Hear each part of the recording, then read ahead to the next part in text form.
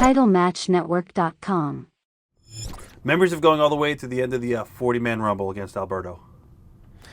It was interesting. It was one of those things where I was shook hand through the middle rope, so I was still technically in it, and I laid low for a while. So it wasn't like a brilliant performance the entire Royal Rumble. I just kind of came out at the end and like, he hasn't been eliminated.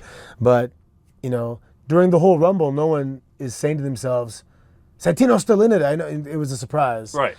And then, you know, textbook Santino, celebrate too early, and then he reversed it and threw it out.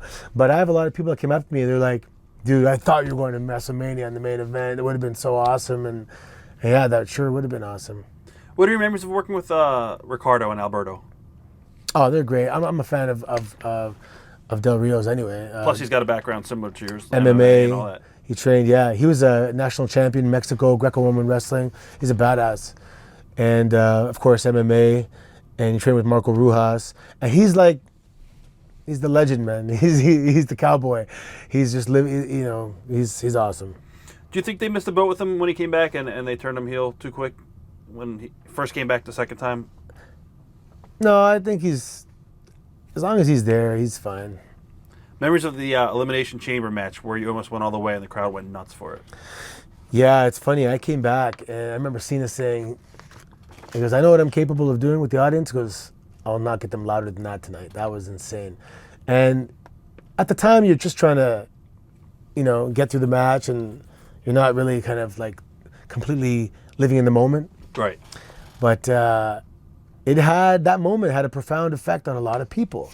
People come up to me at signings at Mania and Fan Access and they're like, dude, the Elimination Chamber, we were jumping up and down in our living room. We thought, no way, he's going to win it. Because at that point, one person only kicked out of the Cobra ever. It was Sheamus up until that point. So when I hit him with the Cobra, 1, 2, oh, you can see people going like, no way. And who was saying that? I should have just hooked them hard and held it there.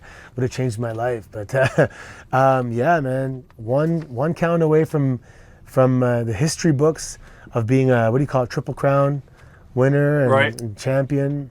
Did you ever approach management pitching a bigger push for you after getting such huge reactions in spots where the audience thought you might pull off a miracle win? No, I never. I mean, being the Milan Miracle, I always thought that there would one day be a miracle match, and I won the heavyweight championship. And if I lost it the same night or in 3 weeks, it wouldn't matter. It was official. But I always thought I would have that one night, and I was hoping that this would get better enough to come back, and I would have that one miracle night. But the body didn't allow it to take place. Well, that's pretty interesting. I just really like when they come up to me and they thank me for the laughter that we've shared together. And a lot of guys are always like, man, we wish you were booked better. We wish you won more. And there's something romantic about always wanting more and never getting it. And never winning the big one. Being the second last guy in the Royal Rumble. One count away from winning it. And I'm good with that. Because I'll always go down as they wanted more. They never got enough. You know, they never got their fill of Santino. They always would have wanted more. And that's something special to walk away with that. To always, they were never satisfied. Did fame ever change you? Never.